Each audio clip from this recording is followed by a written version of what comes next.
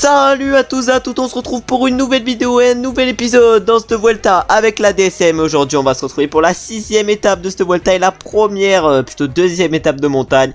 On va voir en tout cas ce qui va se passer. Nous avec Romain Bardet on est toujours à 100%. Quelques-uns de nos coureurs sont en train de perdre la forme. Et tant que Romain Bardet ne perd pas trop la forme, ça va nickel. Sur la 5ème étape du coup c'est Caden Groves qui s'est imposé au sprint devant Filippo Ganna. Filippo Ganna qui a lâché quand même un sacré sprint. Je m'attendais pas à ce qu'il soit là mais il a lâché un vrai sprint et il a limite failli le battre hein, le Caden Groves. Et après ça finit un peu plus loin pour les autres et notamment le coureur de notre équipe d'Ainese qui termine 5ème de ce sprint. Et du coup Caden Groves il prend de l'avance pour le maillot vert. Mais après voilà, maillot vert je sais pas s'il peut le gagner parce qu'il y aura quand même pas mal d'étapes de montagne sur cette Vuelta. Et les sprinters ils vont pas être à leur aise dans les étapes qui vont venir. Déjà sur cette 6ème étape je sais pas s'il peut y avoir une explication entre favoris, parce que sur la première étape de montagne il n'y a pas eu trop d'explications quand même. Ça a bien accéléré, il y a eu un écrémage mais il n'y a pas eu d'énormes explications non plus de finir à une quinzaine dans le groupe de tête. Mais moi là je veux qu'il y ait une vraie explication, des vraies attaques. Et en tout cas il y a le terrain pour avec une très belle montée finale vers l'observatoire astrophysique de Jean là. Oh, ouais. J'essaye de faire la traduction mais voilà, le Javalambre, voilà, c'était compliqué à lire. Mais du coup là aujourd'hui on espère des bonnes notes, surtout pour notre leader Romain Bardet. On va se retrouver directement au départ avec notre équipe et pourquoi pas également essayer de prendre l'échappée avec certains de nos coureurs. On est donc au départ de cette étape, on est beau plus 1 pour notre leader Romain Bardet avec son beau maillot vert sur les épaules. On va voir évidemment de quoi on est capable sur cette deuxième étape de montagne. Sur la première étape de montagne malheureusement on avait été en difficulté avec Romain Bardet qui avait chopé un -4 je crois. Il avait vraiment chopé une note catastrophique sur la première étape de montagne. Là avec le plus 1 on devrait être un peu plus à notre 13. On est actuellement 12ème du général. L'objectif du coup ça va être de faire top 5 des favoris sur cette étape. Je pense qu'on en a largement la capacité. Essayez également de prendre l'échappée avec Chris Hamilton qui est 3ème du général. Peut-être essayer de prendre le maillot rouge avec lui. Je pense que c'est un truc qui est largement faisable. En tout cas on fera pas rouler nos coéquipiers, ça c'est sûr, pour l'empêcher de prendre le maillot rouge comme on l'a fait sur la dernière étape qui a été bien calamiteuse niveau gestion. Là j'espère faire mieux aujourd'hui et on va se retrouver je pense directement pour la cote de 3ème catégorie si on a la possibilité d'aller chercher des points avec Chris Hamilton. L'échappée est donc partie sur cette 6ème étape de cette Vuelta. Nous il y a notre coureur Chris Hamilton qui figure dans l'échappée. C'est le seul coureur de notre équipe qui est dans l'échappée. Mais on va du coup faire le décompte de qui il y a dans cette échappée. Déjà on a Javier Romo pour la Israël ou pour la Astana plutôt. On a Petit pour l'Intermarché. On a Pronsky pour la Astana. Si je me trompe pas, j'espère, normalement c'est leur maillot. Mais je sais pas. Ensuite on a Jacha Sutterlin pour la Bahrain Victorious. On a Facundo Barcelo pour la Cara-Rural. Ensuite on a Arcas pour la Movistar. On a également Nicolau également pour la Cara-Rural. Osvian pour l'Arkea Samsic. On a Clément Davy qui est, j'ai l'impression, le seul coureur de Groupama en tête. Ensuite on a Carvalho pour la Cofidis. Prudhomme pour la G2R qui peut être un bon outsider dans cette échappée si elle va au bout. Javier Romo on l'a déjà vu. Kevin Le Danois également pour l'Arkea Samsic. Pétillion on l'a déjà vu. Hamilton on nous a vu. Engelhardt il est également là, excusez-moi, pour la Jayco. On a ensuite Drisners qui est là pour la Lotto Destiny. Dubey pour la Total Energy et Lebert pour l'Arkea qui a donc mis 3 personnes à l'avant. Au décompte du coup il y a 2 Cara-Rural, 3 Arkea Samsic. On a combien d'Astana? On a 2 Astana et je crois qu'après que c'est que des coureurs individuels, plus d'autres équipes formées de plusieurs coureurs. Bon en tout cas nous on va essayer de faire du mieux qu'on peut avec Chris Hamilton sur cette étape et on va se retrouver directement au niveau de la cote de 3ème catégorie, c'est-à-dire le Puerto de Arenillas où il y aura 3 points à aller chercher, ce qui pourrait nous permettre de passer en tête au niveau du maillot de meilleur grimpeur. On arrive vers le sommet du 3ème catégorie du coup de ce Puerto de Arenillas avec Chris Hamilton et l'objectif évidemment comme j'ai dit avant ça va être d'aller chercher les 3 points au sommet de cette montée, même si ça risque d'être compliqué. En tout cas on va tout donner avec Chris Hamilton, on va tout donner. Il reste encore 600 mètres. Oh il a une belle petite pointe d'accélération Chris Hamilton. Est-ce que j'aurais pas lancé un peu trop tôt? Ah je sais pas si je crois que j'ai lancé un peu trop tôt. Malheureusement 0 point cherché sur cette cote. On va maintenant essayer de faire mieux sur la prochaine cote de 3ème catégorie, c'est-à-dire l'Alto Fuentes de Rubielos où j'ai essayé cette fois-ci d'aller chercher les 3 points. Mais là c'est assez compliqué parce que c'est un truc pour puncher. Même si c'est un bon puncher, Chris Hamilton à chaque fois je lance un peu trop tôt sur ces différentes cotes et du coup après dans les derniers mètres il craque et les autres c'est au moment où il remonte. On va arriver avec Chris Hamilton bientôt vers le sommet du 3ème catégorie. En tout cas devant il y a Simone Petilli, je sais pas ce qu'il est en train de faire. En tout cas, il roulait pas un gros tempo, j'aurais peut-être pu accélérer, mais je pense que c'était pas très tactique si on voulait aller chercher les points. Mais on va essayer de se battre justement pour aller les chercher ces 3 points qui nous permettraient d'être en tête au classement du meilleur grimpeur. Sur l'étape d'hier également, j'ai essayé de les prendre, malheureusement j'ai pas réussi, mais aujourd'hui, va falloir essayer d'y arriver. Ah ouais, mais là on va pas tout donner, on va pas tout donner encore avec Chris Hamilton, mais là on donne tout sur ces derniers mètres. Et non, malheureusement encore 0 points. Bon, vraiment je peux essayer toutes les tactiques du monde, j'arrive pas à passer en tête.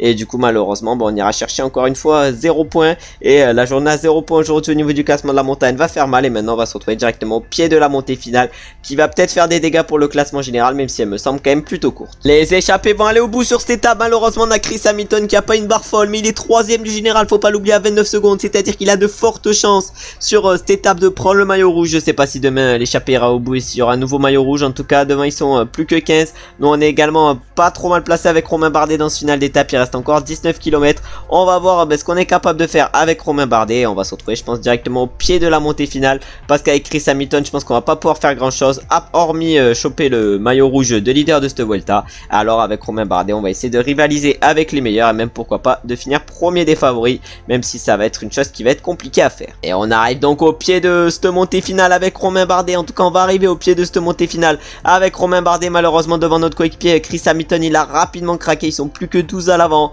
Et nous avec Romain Bardet, comme je l'ai dit juste avant, on va essayer de faire la meilleure montée possible. On va dire à Romain Combo de venir me protéger. Et nous avec Romain Bardet on va suivre le fort tempo emmené par le peloton et surtout par les Soudal Quick-Step. Je sais pas ce qu'ils avaient les Soudal Quick-Step, en tout cas ils roulaient assez fort dans ce début de montée. Maintenant c'est les Boransgreux qui accélèrent avec Sergio Higuita. Ouais, Sergio Higuita maintenant qui accélère pour la Boransgreux. On a Geraint Thomas maintenant qui va en mettre une belle. Geraint Thomas qui a des belles petites stats. Et le prochain qui va accélérer, je sais pas qui c'est, en tout cas pour l'instant les Soudal Quick-Step ils semblent extrêmement bien. Ouais, nous on est en train de s'accrocher avec Romain Bardet. On est en train de s'accrocher. On a encore 150, c'est à dire que les moins forts sont en train de craquer pour l'instant dans cette montée, mais ça craque pas énormément. Mais là il reste encore 6 km 500 avant le sommet, et pour l'instant on n'est pas dans les pourcentages les plus durs de cette montée. Mais là il y en a qui décide d'accélérer, je crois que c'est Remco Evenepoel.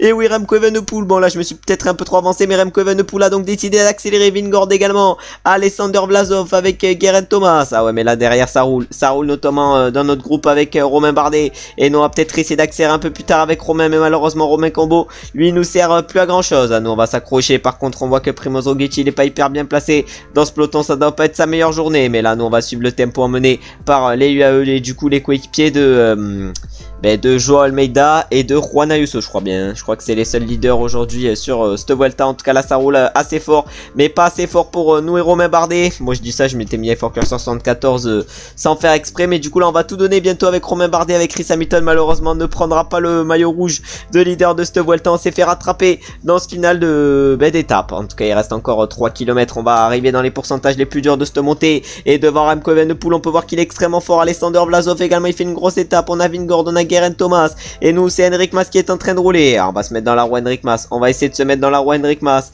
on va essayer de suivre, on va voir si on est capable de suivre. En tout cas on peut voir que Roglic il a pas l'air au mieux dans ce final d'étape, et nous on va tenter d'accélérer. Ah ouais non mais ça sert à rien cette accélération, ça sert à rien cette accélération, mais on va tenter, pourquoi pas avec Romain Bardet de... Ah ouais non mais c'est quoi cette gêne, c'est quoi cette gêne occasionnée par Henrik Mas, je sais pas ce que c'est, mais devant du coup ça va être la victoire pour Javier Romo, le coureur de l'Astana, qui va aller s'imposer au sommet de cet observatoire devant Simone Petilli. Ensuite on a Barcelo qui va faire 3, Engelhardt va faire 4, et nous on va terminer plus loin malheureusement avec Romain Bardet. Henrik Mas il nous a clairement gêné dans notre attaque, mais là il y en a un qui a vécu une journée difficile, c'est Primoz Roglic. Mais nous avec Romain Bardet on va tout donner dans ces derniers mètres. Ah ouais, avec Romain Bardet on va tout donner dans ces derniers mètres, mais malheureusement on va terminer derrière Remco Evenepoel qui était très costaud aujourd'hui et qui va aller chercher la 5ème place. Ensuite on a Vlasov qui va chercher la 6ème place, on a Vingord qui termine avec Alexander Vlasov, on a également Higuita qui termine ici, puis après on a Geraint Thomas également qui est placé ici, Henrik Mas, Joao Almeida, et nous on est juste derrière avec Romain Bardet. Je sais pas si on sera classé dans les mêmes temps qu'eux.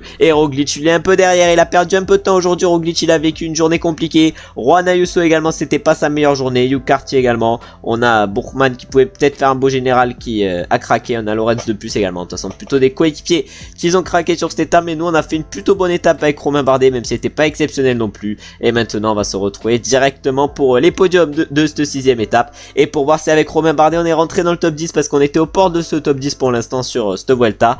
à la 12e place. On commence donc avec le classement de l'étape et les podiums du coup de cette étape qui a été remportée par Javier Romo, le coureur de la Astana, devant Simone Petty et Fernando Barcelo. Ils ont été que 4 à résister au retour de notre groupe et du coup des favoris. Et dans le groupe des favoris, du coup, il y a Evenepoel qui termine à 2,42 et nous normalement on devrait terminer à 2 minutes 55. Et du coup, classement général, Primoz Roglic perd son maillot rouge au profit de Geraint Thomas qui le prend donc. Et nous avec Romain Bardet, on est actuellement 7ème de ce général à 1 minute 39 de Geraint Thomas, c'est-à-dire que on a réussi à récupérer des places sur cette étape vu qu'on était 12ème au départ. Après cette étape, du coup, on se retrouve maintenant 7ème. Faudrait que j'arrive à m'exprimer. Et du coup, au classement du meilleur grimpeur, la Roglic est toujours en tête parce que nous avec Chris Hamilton, malheureusement, on n'a pas réussi à passer en tête encore d'une montée. Bon, vraiment compliqué. On n'a même pas réussi à aller accrocher un point dans une montée. Bon, vraiment c'est compliqué avec Chris Hamilton. Au classement par points, la Roglic il est en tête. Nous on est 2ème avec Romain Bardet avec 60 points. On est également 5ème avec Chris Hamilton et 6ème avec Alberto Dainese. On est plutôt bien placé au niveau de ce classement. Et enfin au niveau du classement des jeunes, on peut voir que Remco Evenepoel, je sais pas s'il l'avait, mais en tout cas là il est toujours en tête de ce maillot blanc devant Joao Almeida et Juan Ayuso. Bon voilà, une petite marche pour Remco Evenepoel qui est quand même très costaud sur ce début de Vuelta comme en IRL où il a le maillot rouge sur les épaules. Là par contre il a pas le maillot rouge sur les épaules vu qu'il est actuellement 4ème du général. Je sais pas ce qui lui est arrivé pour qu'il soit aussi loin, mais du coup aujourd'hui avec Romain Bardet, non mais on a une cassure de quoi. On était juste derrière Joao Almeida et Enric Mas, on perd 19 secondes par rapport à eux. Bon ça c'est un peu frauduleux et du coup Roglic il perd 16 secondes par rapport à nous. Bon, normalement, moi, j'aurais aimé être classé dans le groupe Vlasov, ça aurait été un peu plus logique, mais malheureusement, on n'a pas été classé dans ce groupe, et du coup, on perd 19 secondes par rapport au leader, et du coup, on se replace à la 7ème place du général, mais devant, c'est des mecs très costauds, hein. Joao Almeida, voilà, il a des stats très convenables, des stats un peu comme nous, Vlasov également. Remco, bon Remco c'est un peu au-dessus, Vingord c'est un peu au-dessus également, Roglic un peu au-dessus et Geraint Thomas, bon ça peut être semblable également, mais là sur cette Vuelta va falloir essayer d'aller chercher au moins un podium, même si ça risque d'être compliqué face à Roglic, Vingord et Remco Evenepoel, mais on sait pas ce qui peut arriver sur cette Vuelta et du coup aujourd'hui sur cette étape pas d'abandon, on est encore 174 dans le peloton et demain on va se retrouver du coup pour une étape 100% pour les sprinters. On jouera donc la victoire avec Alberto Dainese qui a terminé 5ème sur cette 5ème étape, on verra si on est capable de faire mieux qu'en IRL et d'aller chercher une victoire. En tout cas, moi je l'espère et comme d'habitude évidemment, je vais vous remercier d'avoir regardé la vidéo jusqu'à maintenant. Si la vidéo vous a plu, n'hésitez pas à liker, à commenter, ça me fait plaisir de savoir que vous avez aimé la vidéo. N'hésitez pas également à me donner votre avis sur ce que vous pensez de cette Vuelta. N'hésitez pas également à vous abonner et à mettre la cloche des notifications pour ne louper aucun épisode de cette série sur la Vuelta et de cette Vuelta étape par étape. Et même pour ne louper aucun épisode des autres séries qui arrivent sur PCM, c'est-à-dire la carrière et le mode Pro Cyclist. Et j'espère évidemment comme d'habitude que vous avez passé une bonne journée ou vous êtes en train de passer une bonne journée. Et on se retrouve très bientôt et dès demain pour la 7ème étape de cette Vuelta. Ciao ciao ciao.